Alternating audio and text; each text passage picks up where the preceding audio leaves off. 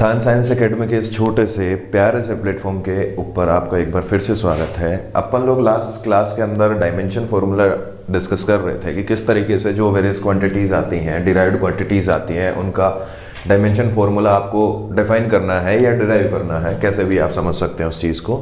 तो कुछ एक क्वांटिटीज़ की अपन ने बात कर ली थी, जैसे वेलोसिटी की अपन ने बात कर ली थी, एक्सेलरेशन की अपन ने बात कर ली थी, और भी कुछ चीज़ें थी। इसी के अंदर मैं थोड़ा और आगे तक चलूँ तो कुछ क्वांटिटीज़ और हैं अपने पास जिनको अपन अभी डिफाइन कर सकते हैं, और जो चीज़ें ऐसी आएगी जिनका नाम आपने कभी सुना ही नहीं है, तो उन सब चीज़ों को अपन कोशिश करेंगे जैसे जैसे चैप्टर में रिक्वायरमेंट पड़ेगी वहीं पर अपन उनको डिस्कस करेंगे। जैसे एक क्वांटिटी आती है सर आपके पास प्रेशर।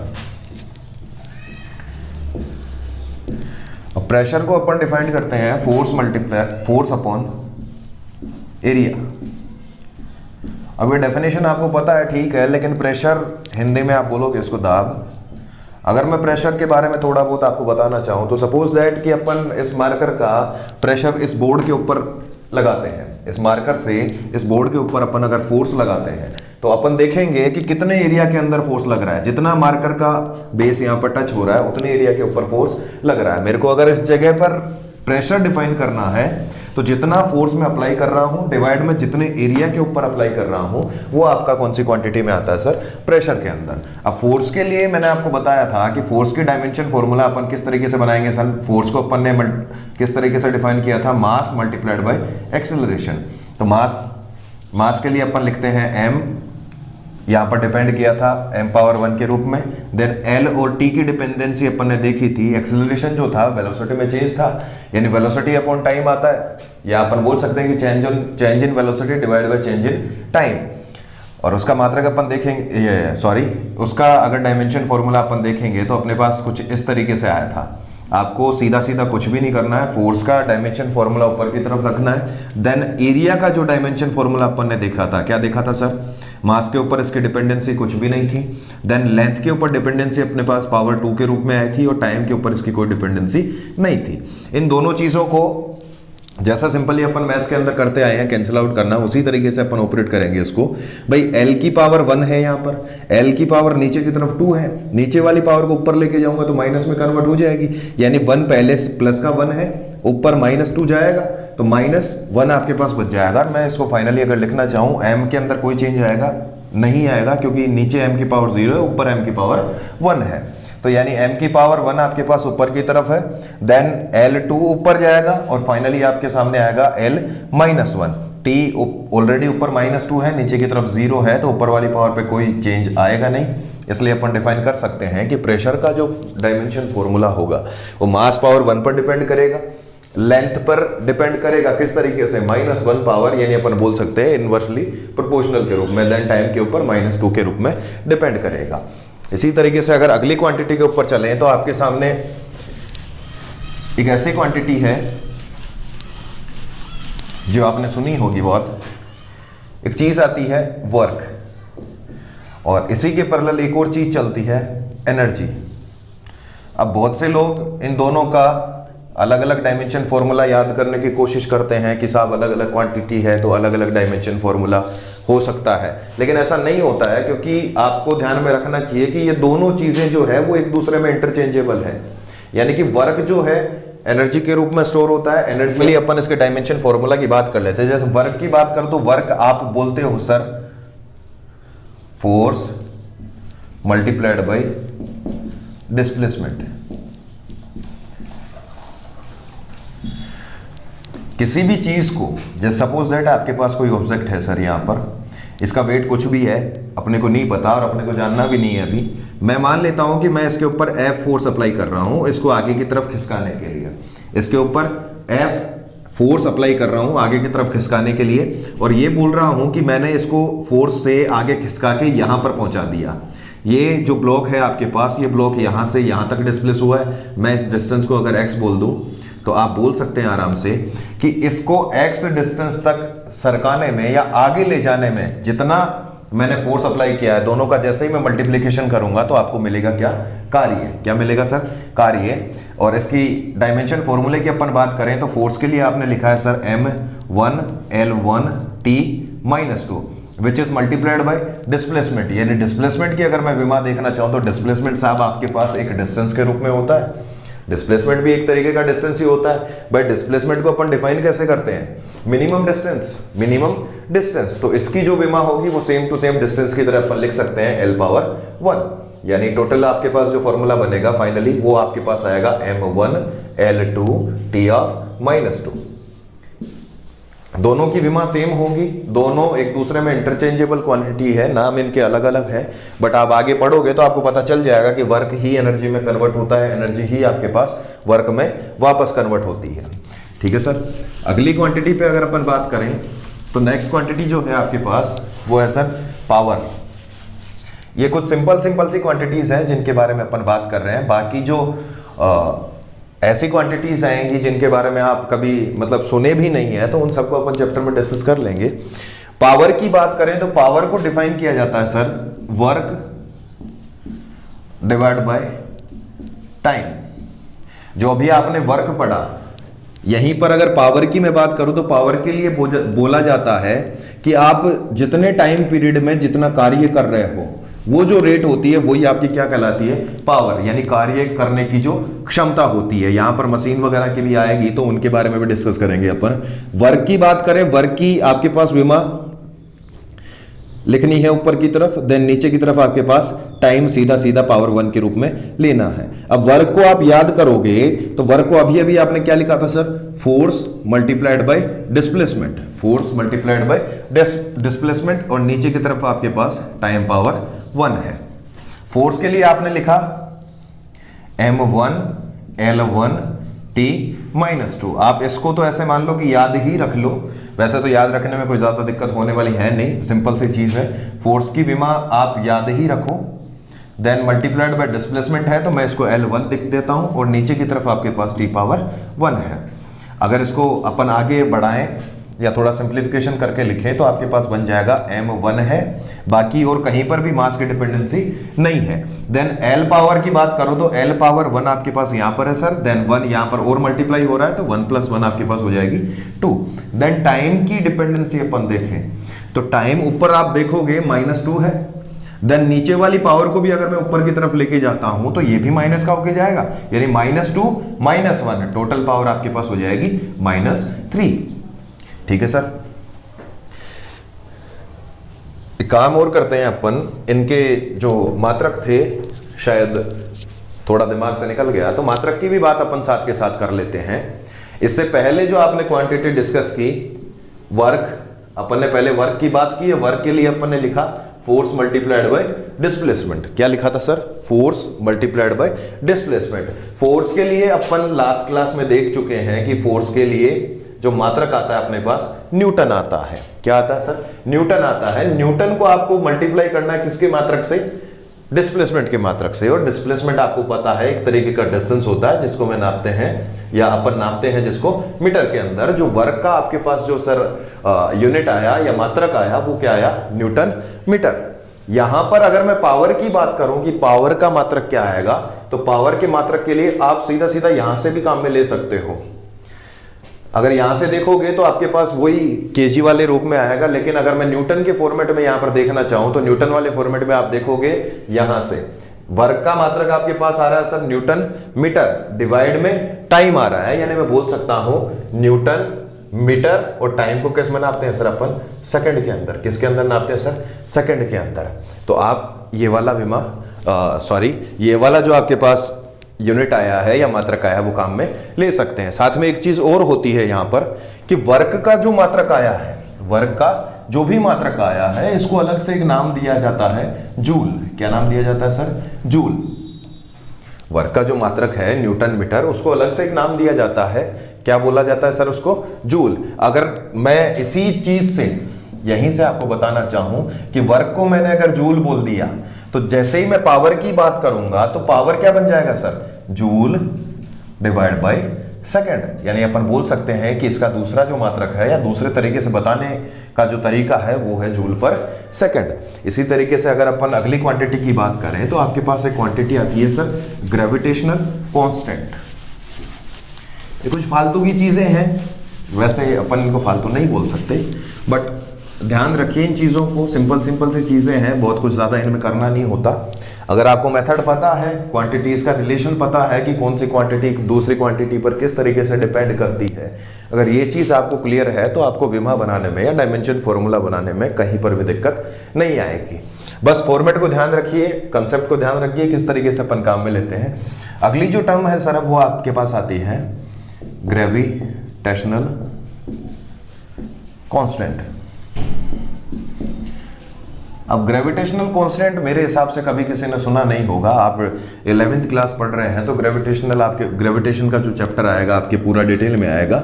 यहां पर सिंपली मैं आपको बताना चाहूं कि अगर आपके पास कोई भी दो ऑब्जेक्ट है जिनका मास में बोलो कि m1 और m2 है, अगर इनके बीच में डिस्टेंस जो है वो r है, तो एक ग्रेविटेशनल फोर्स इन दोनों के ऊपर काम करता है जो इन दोनों को बांधे रखता है, इन दोनों को बांधे रखता है। मैं उस ग्रेविटेशनल फोर्स को डिफाइन करता हूं कुछ इस तरीके से, capital G mass m1 mass m2 divide by जो भी इनके बीच में डिस्टेंस है उसका स्क्वायर। अब यहां पर ये वाला जो सिंबल दिख रहा है आपको या ये जो कांस्टेंट दिख रहा है वो ही क्या है सर, ग्रेविटेशनल कांस्टेंट। इधर की तरफ फोर्स ग्रेविटेशनल लिखा है लेकिन इसका जो मात्रक और विमा होगी वो सेम टू सेम आपने जो नॉर्मल फोर्स पढ़ा है उसी की तरह होगी।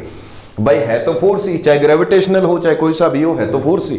तो फोर्स की आपको विमा पता है, आपको निकालना किसका है सर, कैपिटल G का। अगर कैपिटल G का मेरे को डायमेंशन फॉर्मूला या विमा पता करना है तो मैं कैपिटल G को एक तरफ रखूंगा, ये जो इक्वल का निशान है उसके एक तरफ कैपिटल G को रखूंगा, बाकी जितना भी कचरा है उस सारे को एक तरफ कर दूंगा। तो कैपिटल G को अगर मैं एक साइड करता हूं, कैपिटल G को अगर मैं एक साइड करता हूं तो आपके पास रिलेशन ऐसे आएगा सर, ये r² इधर मल्टीप्लाई हो जाएगा और डिवाइड में आपके पास आ जाएगा sir mass 1 multiplied by mass 2।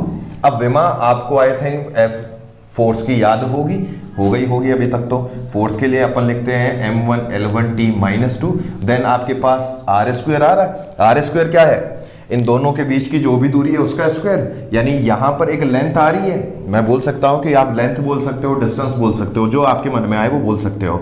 और लेंथ जो है वो आपके पास एक फंडामेंटल क्वांटिटी है, तो r² की जगह मैं यहां पर सिंबल लिखूंगा L⁻²।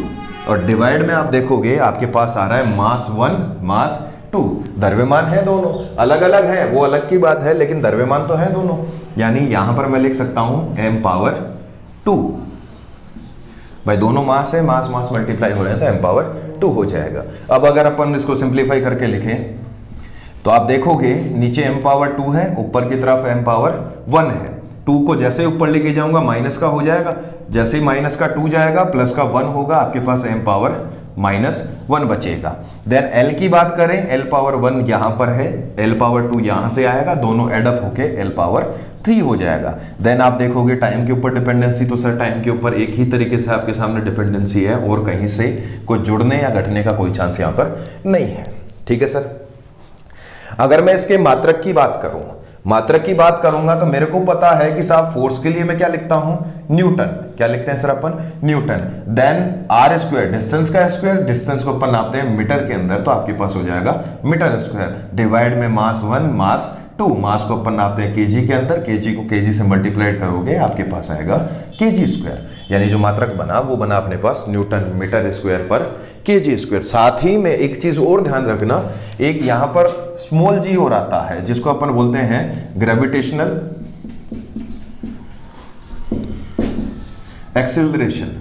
तो जो सिंपली अपन ने स्मॉल a का विमा देखा था, स्मॉल a को क्या बोले थे अपन, त्वरण या फिर एक्सीलरेशन। तो इसका जो विमा होता है वही सेम टू सेम आपके पास इस ग्रेविटेशनल एक्सीलरेशन का विमा होता है। ये चीज आई थिंक क्लियर होगी आप सबको। इसके बाद सर जो नेक्स्ट क्वांटिटी है आपके पास,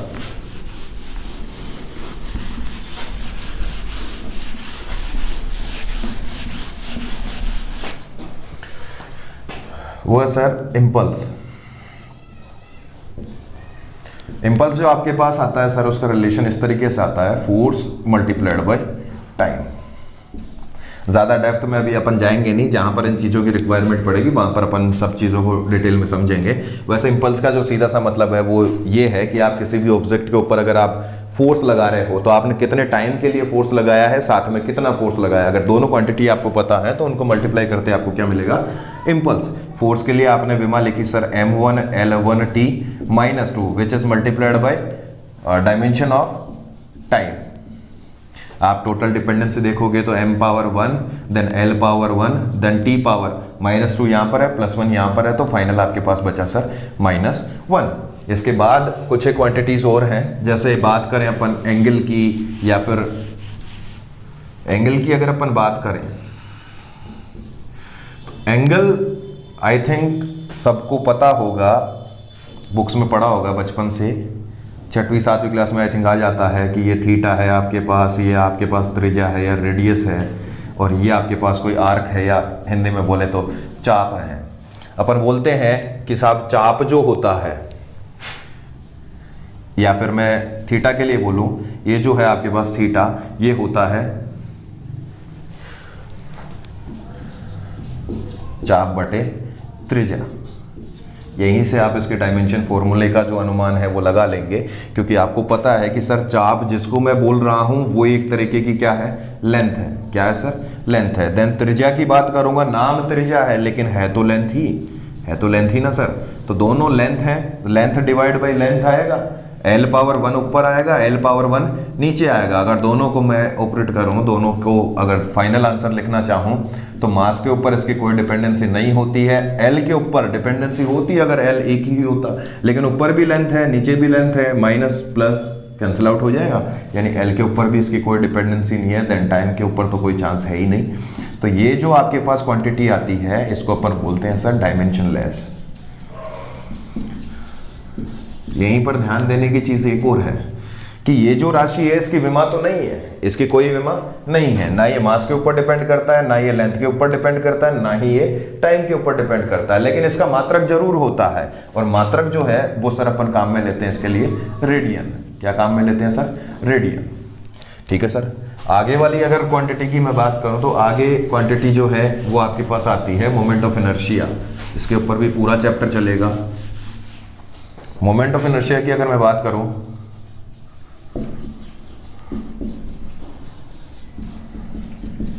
तो मोमेंट ऑफ इनर्शिया को सर अपन डिफाइन करते हैं इस तरीके से कि I is equal to mass multiplied by distance का स्क्वायर। मास के लिए आप डायरेक्टली यहां पर पुट कर सकते हैं, मास के ऊपर डिपेंड है, किस तरीके से डिपेंड है, पावर 1 के रूप में डिपेंड है। डिस्टेंस की मैं बात करूं, डिस्टेंस के ऊपर अगर डिपेंड कर रहा है तो L पावर 2 के रूप में करेगा, यहां पर टाइम के ऊपर इसकी कोई डिपेंडेंसी नहीं होगी। आप अगर इसके मात्रक की बात करें तो मास को सर अपन बोलते हैं kg के अंदर, देन डिस्टेंस है आपके पास तो डिस्टेंस के लिए अपन लिखेंगे मीटर स्क्वायर। तो ये कुछ जनरल क्वांटिटीज हैं जो आपके काम में आती हैं। बाकी और जो भी क्वांटिटीज हैं उन सब की अपन चैप्टर्स के अंदर बात करेंगे। यहाँ पर बेफालतू के अंदर टाइम खराब करने से कोई मतलब है नहीं।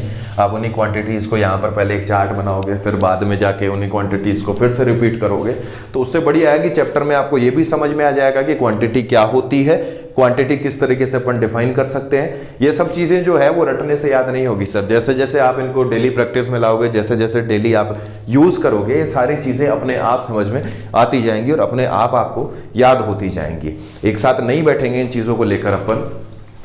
नेक्स्ट जो अपना टॉपिक है वो है sir principle of homogeneity.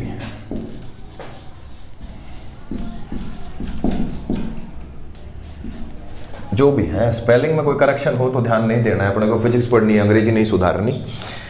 Principle of homogeneity जो है वो ये बोलता है कि आप उन्हीं फिजिकल क्वांटिटीज को जोड़ सकते हैं या घटा सकते हैं जिनका डायमेंशन फॉर्मूला सेम हो। या फिर अपनी लैंग्वेज में आपको अगर समझाना चाहूं तो मैं आपको ये बोलूं कि साहब 2 kg और 2 लीटर कितना हो। अगर मैं आपको ये बोलूं कि 2 kg और 2 लीटर जोड़ोगे तो कितना आएगा, मेरे हिसाब से आप कभी जोड़ नहीं पाओगे। मैं आपको बोलूं कि साहब 2 मीटर प्लस 2 kg कितना होगा, तो आपके पास इसका कोई आंसर नहीं होगा। तो इसी चीज को करेक्ट करने के लिए जो प्रिंसिपल ऑफ होमोजेनिटी है वो ये बोलता है कि अगर मैं A और B दो फिजिकल क्वांटिटीज को एडअप करता हूं, बुक्स के अंदर हो सकता है आपको डेफिनेशन कुछ अलग से मिले, उससे अपने को कोई मतलब नहीं है। अपने को समझ में आना चाहिए कि इसका मतलब क्या है। डायरेक्टली मैं ये बोल सकता हूं कि साहब अगर मैं बोलूं यहां पर कि A और B दोनों जो हैं वो आपके पास फिजिकल क्वांटिटी हैं, भौतिक राशियां हैं। आप इन दोनों को तभी जोड़ सकते हो केवल तभी जोड़ सकते हो जब इन दोनों का डायमेंशन सेम हो।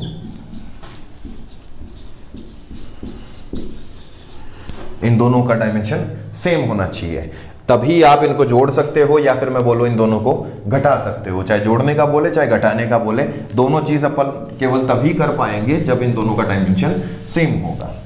ठीक है सर।